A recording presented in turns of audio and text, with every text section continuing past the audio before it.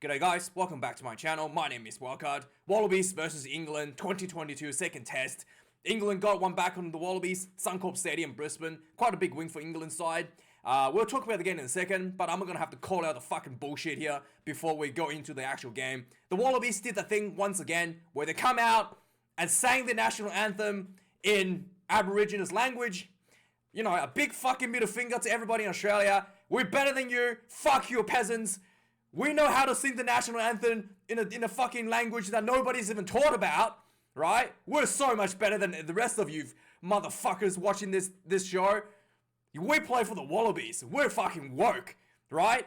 And then they proceeded to completely play like dog shit for the first at least 40 minutes of the game. Fucking abysmal performance. If you're gonna come out and pretend how fucking woke you are, back it up with your fucking gameplay. No one's here to watch you sing the fucking national anthem. We're here to watch you play fucking rugby. Don't want to see you getting run over like a bunch of schoolboys for 40 fucking minutes. It's fucking awful. Just embarrassing. You're a fucking embarrassment to the country. Get over yourselves. You're fucking rugby players. You're fucking nobodies. You're not even the best fucking rugby players in the country. The best rugby players in the country plays for fucking NRL. Jesus Christ. These fucking people, the amount of ego, the amount of self-absorbent fucking ego is just mind-boggling in the fucking Wallabies. Jesus Christ. If Rugby Australia comes and say, sing the fucking anthem with the dildo in your fucking mouths, you will fucking do it too. Because you have no fucking spine to stand up and focus on your own fucking job. Fucking awful. Fucking embarrassing. You know what's the most embarrassing thing? There's not a single fucking Aboriginal player in your fucking team.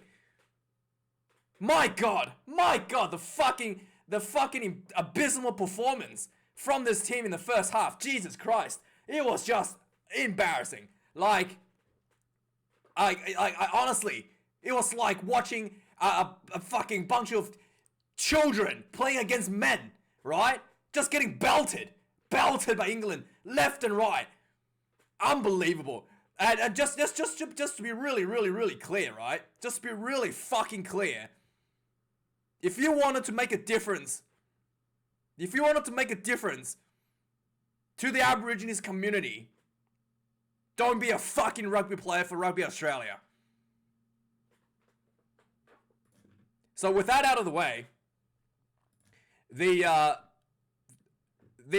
game, first half was abysmal for Australia. Second half, better for the Australian team. England had a yellow card with Marcus Smith. Australia was able to capitalise on that.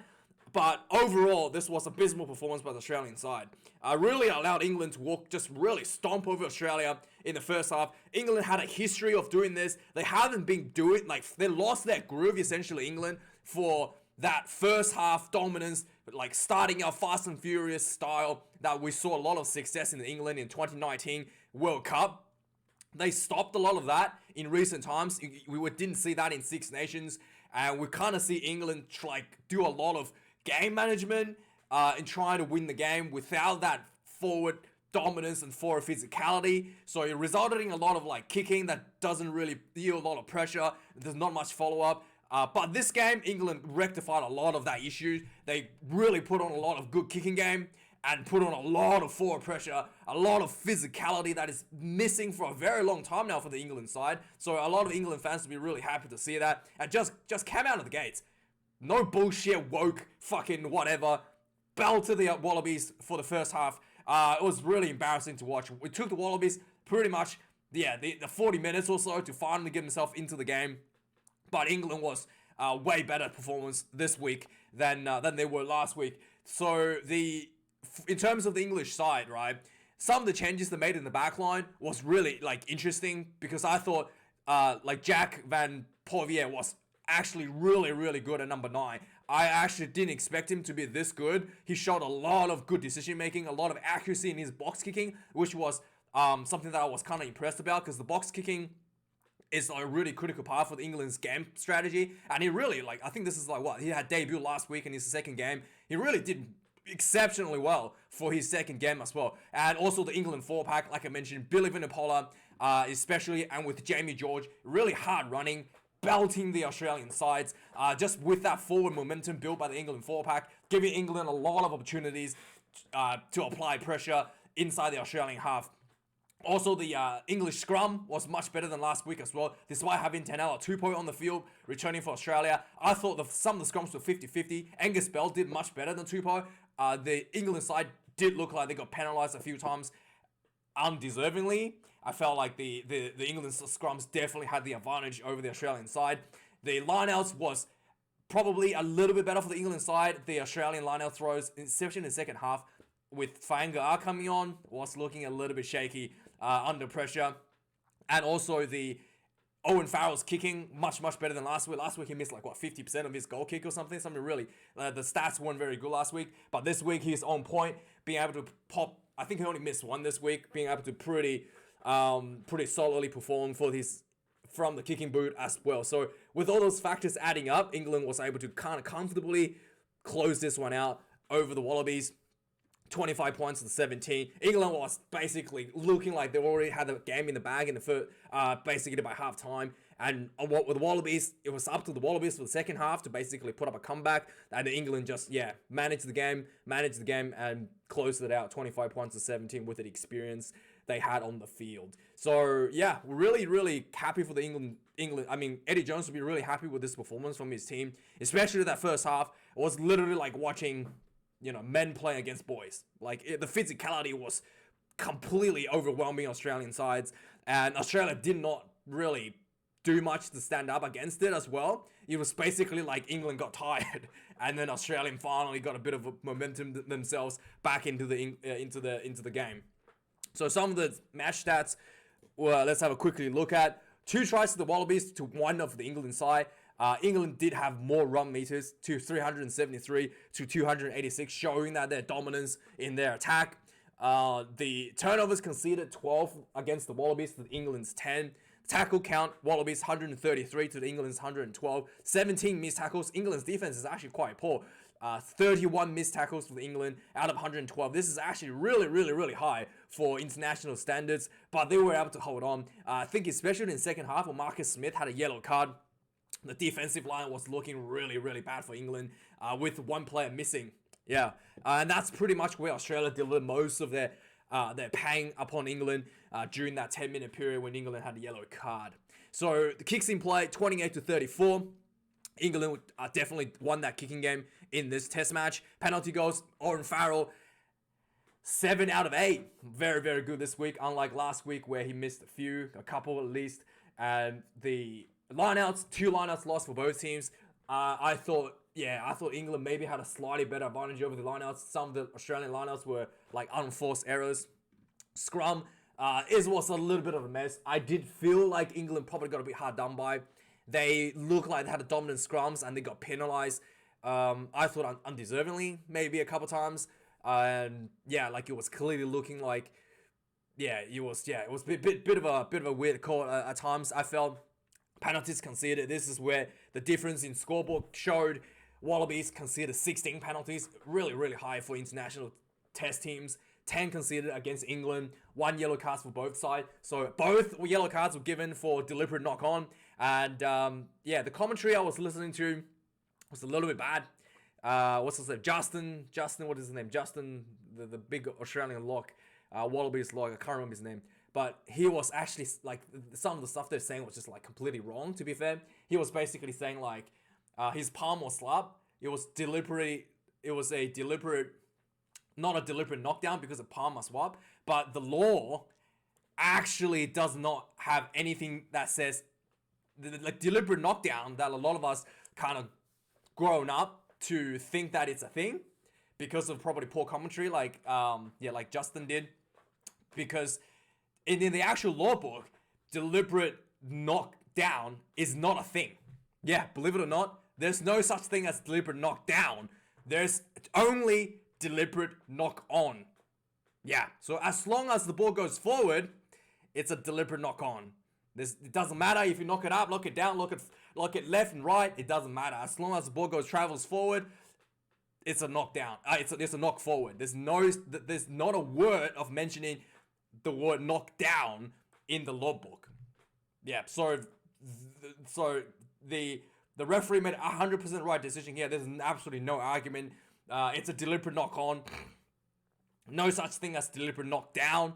And yeah, deserving yellow card for both guys. I think the first half was Isaiah Peresi got one, and then Marcus Smith looked like he had a reflex.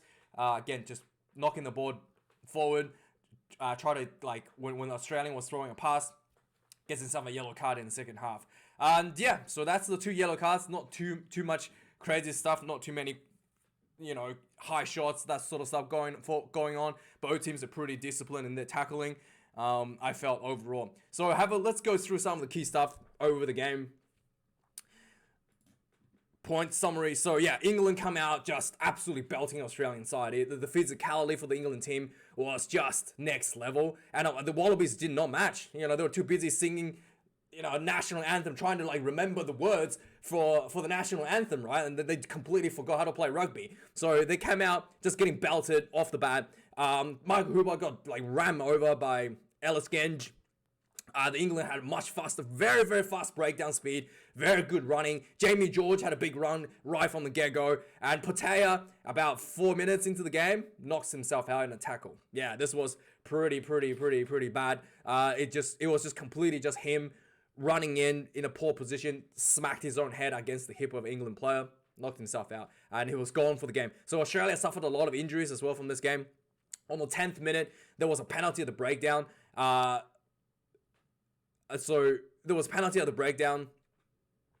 On the 5 minutes into the game, England gets a penalty opportunity. They kick the penalty for a line out, for a 5-meter line out. England did a beautiful move called a dummy maul. They throw the ball at the back. I think it was Mario Toji gets the ball, pops the ball to the front. A dummy maul sets up a second maul in front. Pushes straight through. It was really beautiful, perfectly executed. First try goes in, Mako Vinopola.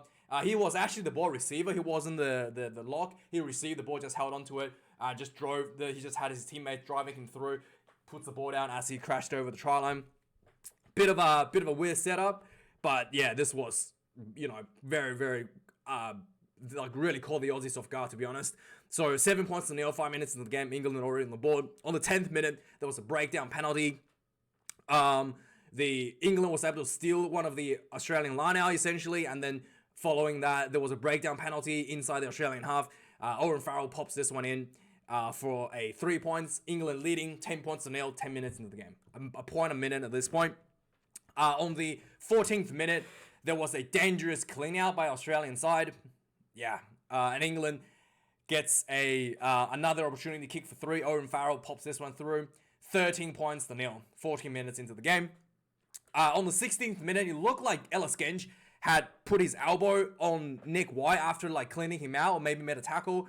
And this looked like it should have been a penalty, because he was literally like had his elbow on Nick's like face on the ground, like rubbing it on his face sort of thing.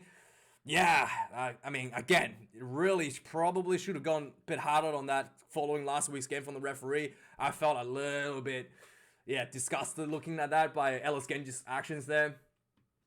Just really unnecessary for the professional sport. So on the 17th minute, England gets a big scrum win, a big scrum penalty win over Tenala Tupou. On the 19th minute, there was another breakdown penalty for England. Australia is starting to get under a lot of pressure. So so England followed this penalty to put a line out close to the Australian try line. So they just stopped, piling in pressure. There was basically a long pass it looked like England had a play out wide. This could have been a penalty try. Marcus Smith gets the ball. Nice long pass over to his winger. And Isaiah Peresi knocks the ball on in the air. Yellow card. Yeah, 100% yellow card. There's no such thing as deliberate knockdown. It's only deliberate knock on. And this was a deliberate knock on. Yellow card. No absolute argument about that. So, yeah, England takes the opportunity to kick for 3. Suddenly the scoreboard is, 16 points to nil, 21 minutes into the game. And then on the 26th minute, the Wallabies are really under pressure from the kicking game from the England side. I've written here, this kicking game, this return kicks from the Wallaby side was comically back at this point. Like, England was able to pin the Wallabies inside their own try line. Instead of just like putting the ball down and do a goal line dropout, They try to like pass the ball amongst themselves in the try zone and then try to like quickly rush in the ball, kick out, and then like not fighting touch. It was just really, really, really comically poorly managed during this period. And yeah, there was just I honestly was like baffled by how what are they trying to do when they had the ball pinned inside their own try line, inside their own try zone. On the 29th minute, another line out was stolen by England. Colin Laws did really well there. On the 31st minute, another penalty following this line out steal. England was able to get in the kickable position for Owen Farrell. He pops this one through. 19 points to nil. 31 minutes in. Yeah. At this point, I don't even think the Wallabies has even gotten anywhere inside the England 22 yet. 31 minutes in. 35 minutes into the game, Ellis Genge looked like he had a pretty big number done on Tupu again. Tupu was getting just absolutely like turned inside out, kind of like getting bored in onto, look like. But the referee says the tight hair prop, who was on the tight hair prop on the other side? Will Stewart was changed his bind, so he was boring in essentially. But yeah, I thought this was hard done by. It clearly looked like the Australian scrum folded here. But anyway, Australia gets a penalty out of this one.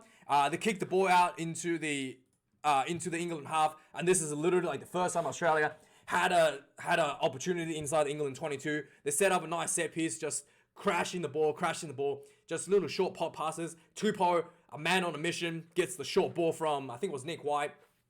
Just a couple of steps, big leg drive, goes in for the first try for the Australian team. 36 minutes in. Yeah, almost half time. Finally, Australia get the first try on the board. Just before half time, Mauro Itoje met the immovable object on the field. He said hi to punter Paisami, and basically as Paisami was running the ball out, he tried to make a tackle on him, and it looked like he ran into a brick wall. I kid you not, it looked like he ran into a brick wall. Mauro Itoje gets knocked out. He knocked himself out by trying to tackle Mauro Itoje.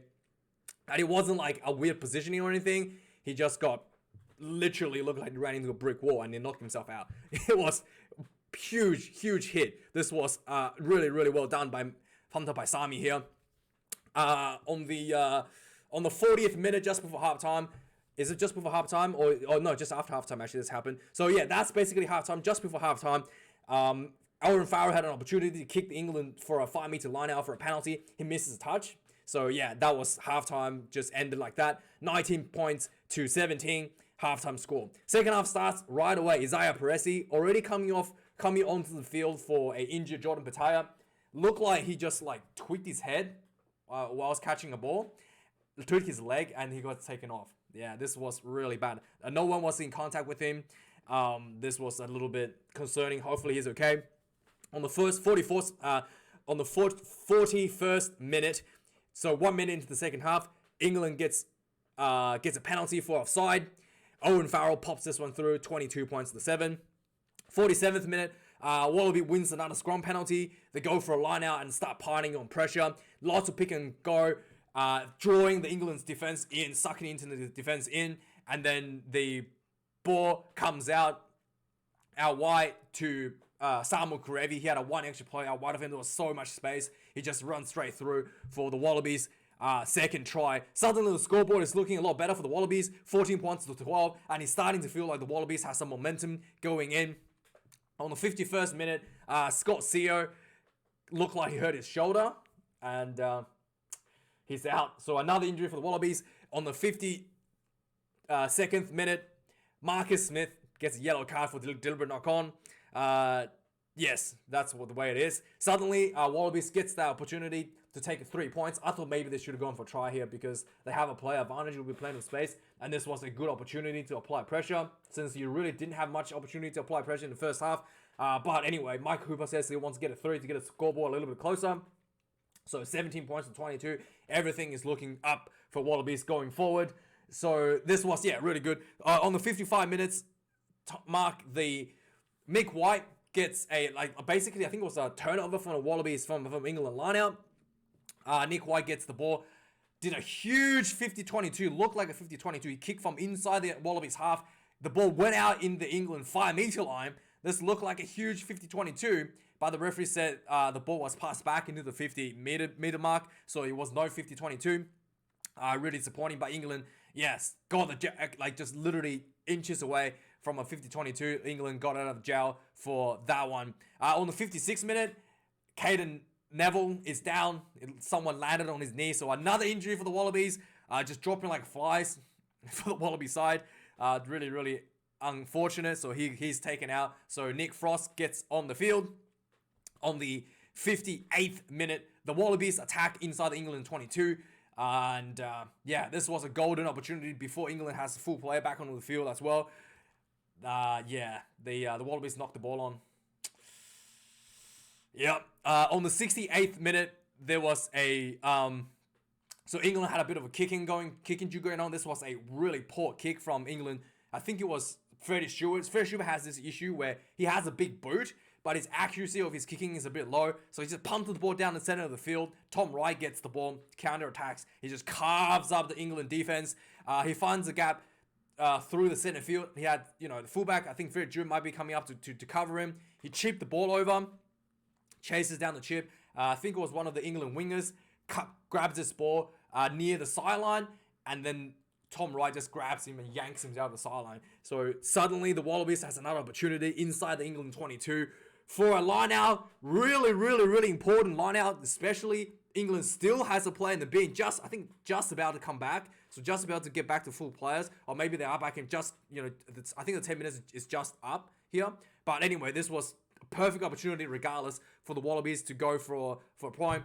Fainga'a throws the line out not straight. That's a coach killer.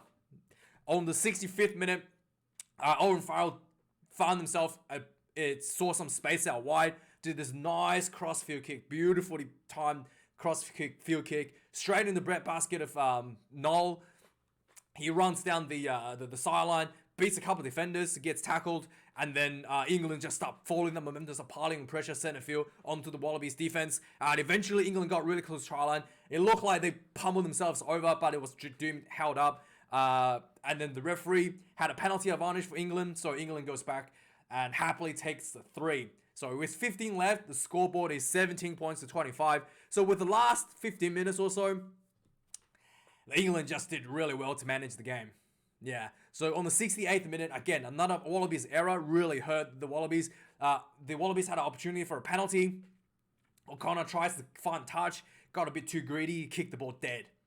On the 69th minute, Henry Arundel gets on the field with 10 minutes left to play. Unlike last week, he had like 2 minutes and scored a try. So I was pretty excited to see what he can do with 10 minutes on the scoreboard. On the 73rd minute, the England gets another penalty, and surely if they got this one, they would have closed the game out. This was a little bit long way, 40 meters out, but this is pretty much in the comfortable zone of Owen Farrell, but he took really long to take this kick for some reason. Something put him off, so he kicks this one and he missed. Yeah, he was definitely put off by something. On the 78th minute, in